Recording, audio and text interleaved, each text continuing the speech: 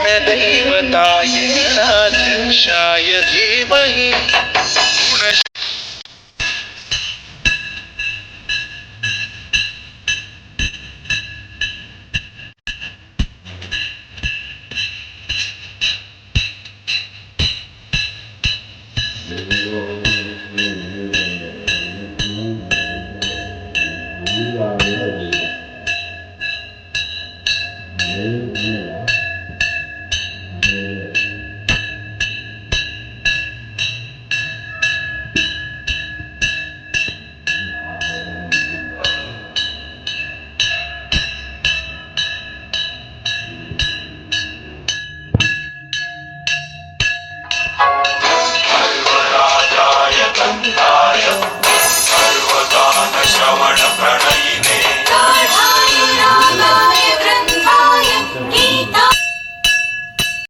गणपतये नमो गणपतये नमस्ते लंबोदराय एकदंताय विघ्न विनाशिने शिवसुताय श्री वरदमूर्तये नमः।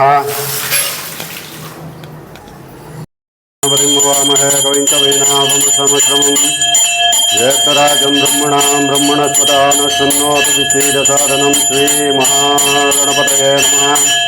नमस्ते महामये सुपीते सुरपूजिते शंकरचक्रगदास्ते महालक्ष्मी नमोस्तुते। नारायणाय विद्महे वासुदेवाय धीमहि तन्नो विष्णुः प्रचोदयात्। नीलाजनसमाभासं रविपुत्रं हिमवृतं छायामार्ताण्डसम्भूतं तं नमामि शनेश्वरम्।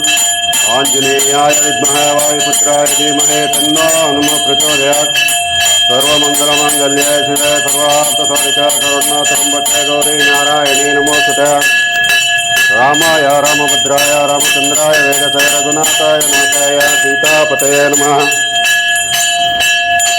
ओम नमो राधपतये नमो गणपतये नमस्ते लंबोदराय एकदंताय विघ्न विनाशिने शिवसुताय श्रीवरदमूर्तये नमः। ओम अघोरेभ्यो घोरघोरतरेभ्यः सर्वेभ्यो सर्वेभ्यो नमस्ते अस्तु रुद्ररूपेभ्यः। कात्यायनाय विद्महे कन्याकुमारी धीमहि तन्नो दुर्गे प्रचोदयात्। हिरण्यपात्रं पूर्णं ददाति मधुव्योतनेति एकदा ब्रह्मणोपहरते एकदैवयजमानाय तेजो ददाति। श्री शक्ति गणपति देवताभ्यो नमः। रक्षां धारयामि।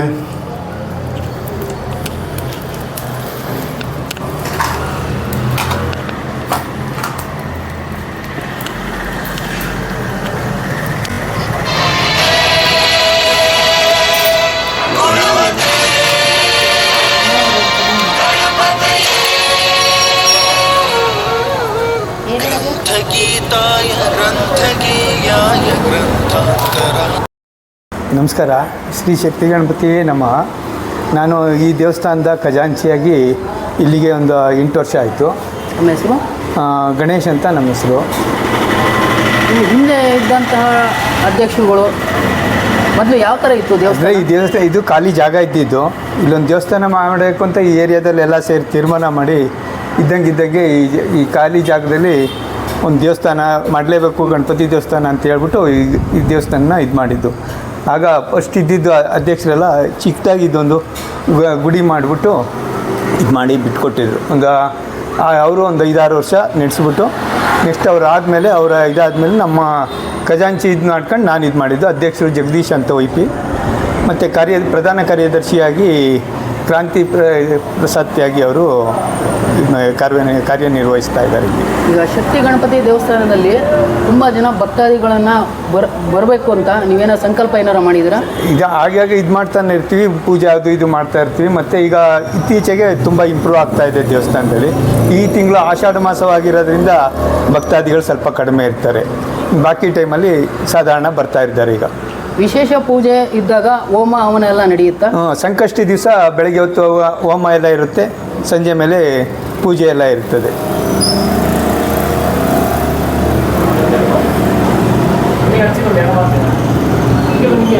ವಾರ್ಡ್ ನಂಬರ್ ಅಂತ ಏನು ಹೇಳಕ್ ಹೋಗ್ಬೇಡಿ, ಹಂಗೆ ಕಾಮನ್ ಆಗಿ ಮಾತಾಡ್ತಾರೆ.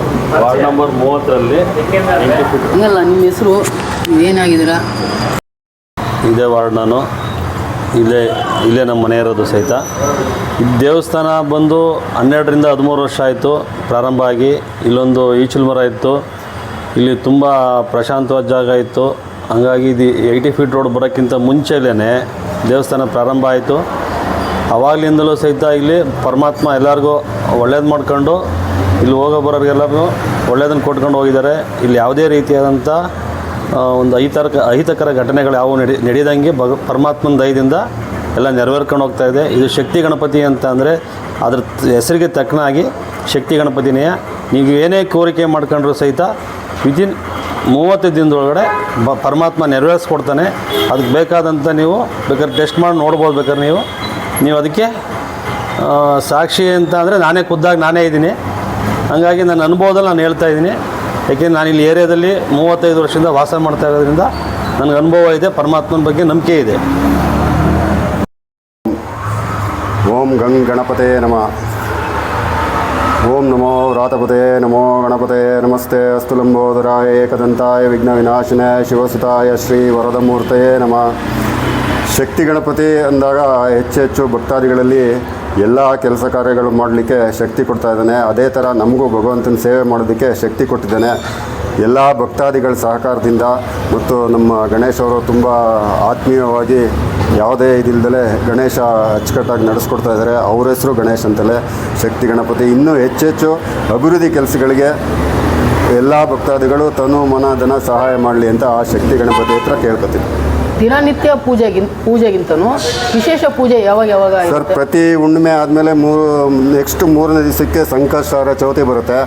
ಅವತ್ತಿನ ದಿವಸ ನೀವು ಬಂದು ಒಂದು ಭಗವಂತನಲ್ಲಿ ಸಂಕಲ್ಪ ಮಾಡ್ಕೊಂಡು ಏನೇ ನಿಮ್ಮ ಕುಂದು ಕೊರತೆಗಳು, ಇನ್ನೊಂದು ಅಭಿಲಾಷೆಗಳು, ಅಪೇಕ್ಷೆಗಳು ಅವೇನೇ ಇದ್ರೂ ಭಗವಂತ ನೆರವೇರಿಸ್ಕೊಡ್ತಾನೆ. ನೀವೊಂದು 5 ತಿಂಗಳು, 9 ತಿಂಗಳು, ಇಲ್ಲ 13 ತಿಂಗಳು, 1 ವರ್ಷ ಎಲ್ಲ ಕೆಲವು ಭಕ್ತಾದಿಗಳು ಉಪವಾಸ ಎಲ್ಲ ಇರ್ತಾರೆ. ಆಮೇಲೆ ಮಂಗಳವಾರ ಇದ್ದಾಗ ವಿಶೇಷತೆ ಇರುತ್ತೆ. ಗಣಪತಿ ಹೋಮ ಮತ್ತು ಪ್ರಸಾದ ವಿನಿಯೋಗ, 12 ಮಂಗಳಾರತಿ ಎಲ್ಲ ಇರುತ್ತೆ. ಭಕ್ತಾದಿಗಳು ಎಲ್ಲರೂ ಸಹಕರಿಸ್ತಾರೆ. ತಾವು ಎಷ್ಟು ವರ್ಷದಿಂದ ಇಲ್ಲಿ ಶಕ್ತಿ ಗಣಪತಿ ಸೇವೆ ಮಾಡ್ತಾ ಇದ್ದಾರೆ? ಭಗವಂತನ ಸೇವೆ ಮಾಡಲಿಕ್ಕೆ ನಮಗೊಂದು 4-5 ವರ್ಷದಿಂದ ಬಂದು ಸೇವೆ ಮಾಡ್ತಾಯಿದ್ದೀವಿ ಸರ್ ನಾವು.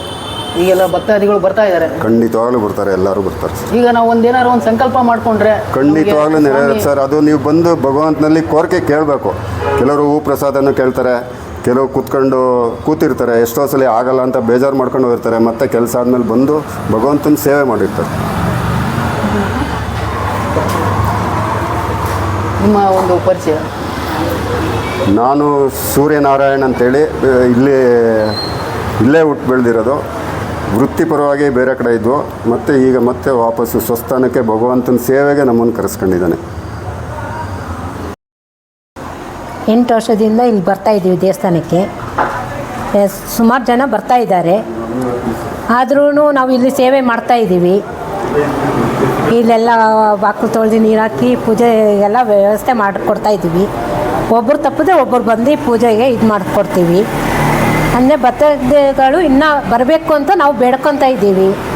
ಜನಸಂಖ್ಯೆ ಇನ್ನೂ ಆಗಬೇಕು ಅಂತ ಗಣಪತಿ ಕರ್ಸ್ಕೊತಾ ಇದ್ದಾರೆ. ಯಾವತ್ತೂ ಇದು ಮಾಡಿಲ್ಲ ಗಣಪತಿ. ನಮಗೆ ಒಳ್ಳೆಯದೇ ಮಾಡೈತೆ. ನಮಗೆ ಆರೋಗ್ಯವಾಗಿದ್ದೀವಿ, ಕೆಲಸ ಮಾಡ್ಕೊಂಡು ಆರಾಮಾಗಿದ್ದೀವಿ. ಏನು ಇದಿಲ್ಲ, ತೊಂದರೆ ಇಲ್ಲ. ಗಣಪತಿನೇ ನಾವು ನಂಬಿರೋದು ಅಷ್ಟೇ. ನೀವು ಸಂಕಲ್ಪ ಮಾಡಿದ್ದೆಲ್ಲ ಸ್ವಾಮಿ ನಿಮಗೆ ಮಾಡಿಕೊಟ್ಟೈತೆ, ಇಲ್ಲ ಅನ್ನಂಗಿಲ್ಲ, ಮಾಡಿತ್ತು ಗಣಪತಿ. ನಾವು ಹಾಸನದಲ್ಲಿರೋದು, ಜಯಮ್ಮ ಅಂತ. ನಾನಿಲ್ಲೇ 4-5 ವರ್ಷದ ಮೇಲಾಯಿತು ಕೆಲಸ ಮಾಡೋಕ್ಕಿಟ್ಟು. ನಾವೇನು ನಂಬ್ಕೊಂತೀವಿ, ನಾನೇನು ಮಾಡಿದ್ದೀನಿ ಅಷ್ಟು ನನಗೆ ದೇವರು ಚೆಂದ ಕೊಟ್ಟಿದ್ದಾನೆ. ಇನ್ನು ತುಂಬ ಜನಕ್ಕೆ ಕೇಳಿದ್ರು ಹೇಳ್ತೀನಿ ಬೇಕಾದ್ರೆ. ನಾನು ಅಷ್ಟು ಚೆನ್ನಾಗಿ ನನ್ನನ್ನು ಆರೋಗ್ಯ ಇಟ್ಟಿದ್ದೆ. ನನ್ನ ಮಕ್ಕಳು ಮರಿಗೆ ನಾನು ಕೇಳಿದ್ದು ಎಲ್ಲ ಕೊಟ್ಟಿದ್ದಾನೆ ನಮ್ಮಪ್ಪ. ಅಷ್ಟು ನನಗೆ ಇಂಥದ್ದು ನಾನು ಬೇಕಾದೇನೆ ನನಗೆ ಅಷ್ಟು ನನಗೆ ಐ ಭೋಗದಲ್ಲಿ ಕೊಟ್ಟಿದ್ದಾನೆ. ಅವ್ರ ಸೇವೆ ನಾನು ಮಾಡ್ತಾಯಿದ್ದೀನಿ. ಎಷ್ಟು ವರ್ಷದಿಂದ ಮಾಡ್ತಾಯಿದ್ರು? ಒಂದು 6-7 ವರ್ಷದಿಂದ ಮಾಡ್ತಾಯಿದ್ದೀನಿ. ತುಂಬ ವರ್ಷದಿಂದ ಮಾಡ್ತೀನಿ. ನಾನು ಎಷ್ಟು ಕಷ್ಟದಲ್ಲಿದ್ದೆ, ನಮ್ಮ ಮಕ್ಕಳು ಹೆಂಗಿದ್ರು ಅನ್ನೋದು ನಮ್ಮಪ್ಪ ನನಗೆ ಗೊತ್ತು. ಅಷ್ಟು ಚೆನ್ನಾಗಿ ಮಾಡ್ತಾನೆ. ನೆಮ್ಮದಿದವರಿಗೆ ಒಂಚೂರು ಮೋಸ ಮಾಡಲ್ಲ. ನಾನು ಏನು ಬೇಡ್ತೀನಿ ಅದನ್ನೆಲ್ಲ ನಮ್ಮಪ್ಪ ನಮಗೆ ಕಾಪಾಡ್ಕೊಂಡು ಹೋಗ್ತಿದ್ದಾನೆ.